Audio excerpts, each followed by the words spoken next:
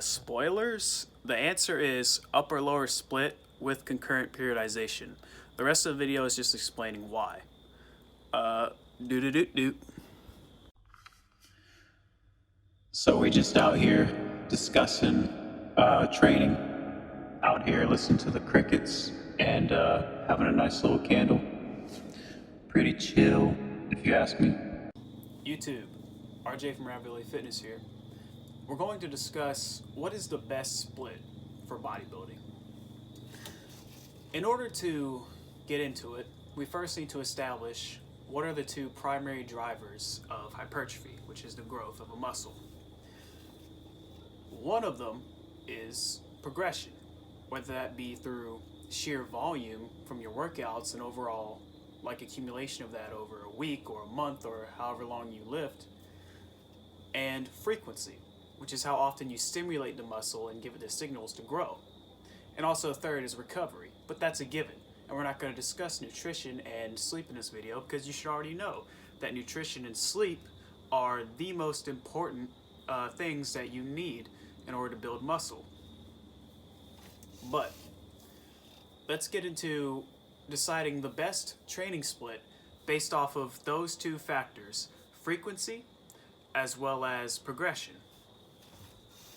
Now, first of all, we're going to address frequency. With a bro split, which is basically you have an arm day, a chest day, a back day, you split it up into these small muscle groups, and you might only work a muscle maybe once a week, twice if you're lucky. This is the worst training split because the frequency, straight up, it's ass. The frequency is ass, and you're not stimulating the muscle often enough. And often these guys don't train hard or heavy, so they're not getting stronger, and there's a big correlation between strength and muscle size. If you build strength over time, you're gonna build your size. So the bro split, it's out. Now, a better training approach would be a push-pull leg split, where you do one day all push exercises, so that can be chest like bench press, triceps, that sort. The next day pull, so you're hitting biceps, your back, maybe your rotator cuff with some face pulls and whatnot. And you hit your legs the day after that. And then you repeat, and you hit that 6 days a week you're working out, and you're hitting each muscle group twice a week. That's far better than hitting it once a week. And that's a much smarter approach because, like I said, you're stimulating that muscle more often. You're commanding it to grow more often. If you couple that training split with the progression model where A, you're progressing in terms of strength, and B, you're progressing in terms of volume, you're going to see good results with that.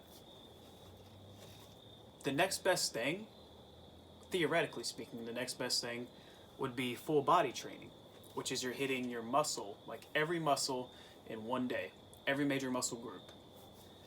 So legs, quads, glutes, hams, back, biceps, triceps, chest, you're hitting everything in one day.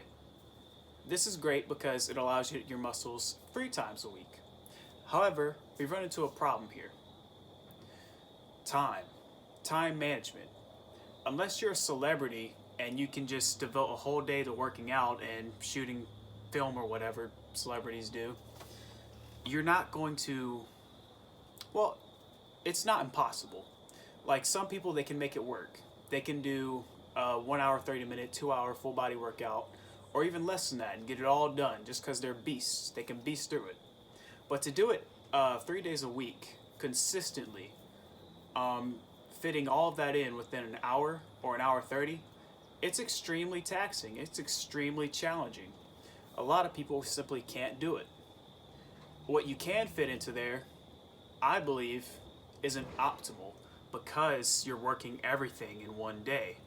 It's always best when you're approaching any challenge in life to split it up and tackle it one at a time. So full body is like the second best way to train in terms of bodybuilding.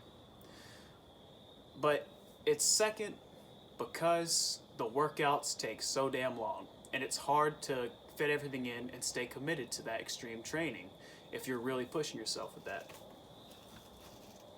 The best way to train for bodybuilding, the best training split, is upper lower. Why? It has the benefit of hitting all your major muscle groups 3 times a week like full body, but it slashes the time literally in half because you're slashing the workout in half. Well, rather, you're slashing the muscle groups you work out in half, but you're getting the same frequency. So A, you have like the time that you would have spent devoting a more equally portioned workout between your back biceps, your chest, and then trying to hit your legs as well.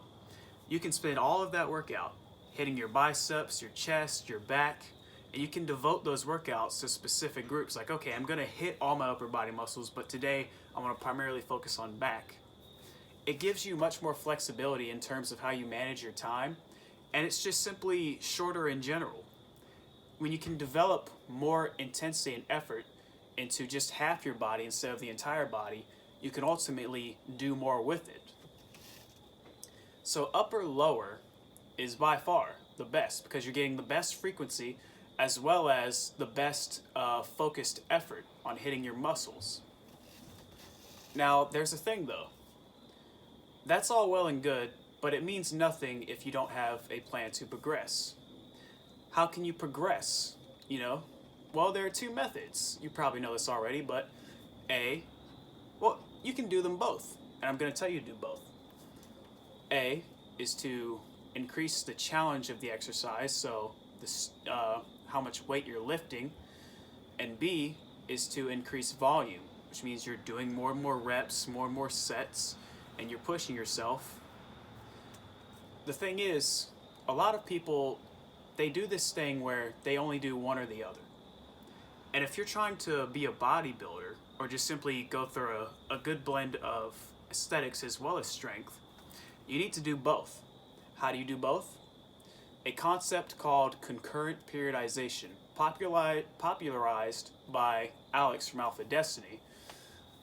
Basically, you will be working for both max strength as well as max hypertrophy every week. And here's how you do it. Let's say you're doing upper lower and you want to have 2 hypertrophy days for your upper body and 1 strength day. And the same thing for your legs. 2 hypertrophy days, 1 strength day. What that does is you're working for 2 goals at the same time. And when you're working for hypertrophy and you're building the muscles in terms of size, what you're doing is you're generating the potential to generate more force. Because your body is like a machine. And the bigger a muscle is, the more force potential it has. The more it can potentially get stronger.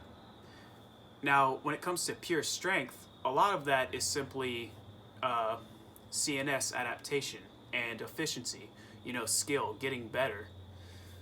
But when you pair those 2 together and you become more efficient and your body is more ready to handle higher weights and the muscles are bigger so they have the potential to do it as well, you're basically having a complementary relationship between those 2 styles of training. It's like they say, size follows strength, and strength, you can't really maximize it without the size. So you need to do concurrent periodization as your progression model, working for both strength and hypertrophy side by side while doing an upper-lower split in order to get the best frequency as well as the best progression. Now, you can also do that the other way, like the inverse. So week 1, you hit your 2 hypertrophy days and 1 strength day for your upper and lower body. And the next week, you hit 2 strength days and 1 hypertrophy day for both your upper and lower body. That's just a simple method you can use to alternate and really get the best of both. What else do I have to say?